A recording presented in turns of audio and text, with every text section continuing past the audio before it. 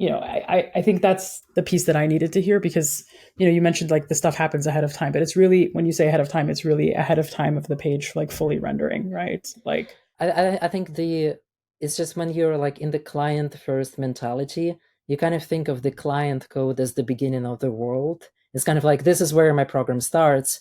So you kind of like think, oh, like if I need data, I need to like call for it. But the thing is like this client program was already sent by another computer.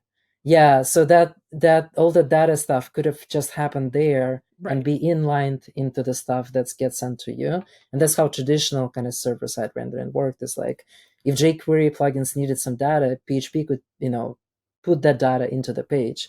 And so it kind of extends this idea that another way to think about it is it's kind of like sending JSX over the wire almost.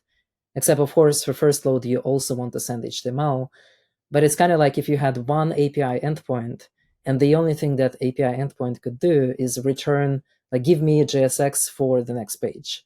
And that's what it kind of responds with.